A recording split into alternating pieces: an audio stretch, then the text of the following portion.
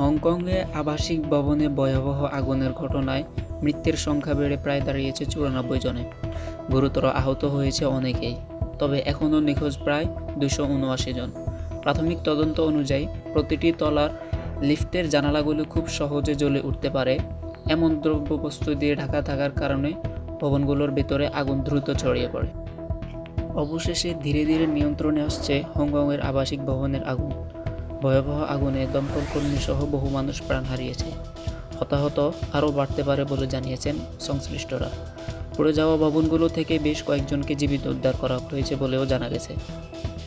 এক সংবাদ সম্মেলনে হংকংয়ের শীর্ষ নেতা জন লি জানান, তাইপো এলাকার ওয়াংফু কোর্ট কমপ্লেক্সের 8টি ভবনের মধ্যে 7টির আগুন এখন নিয়ন্ত্রণে রয়েছে।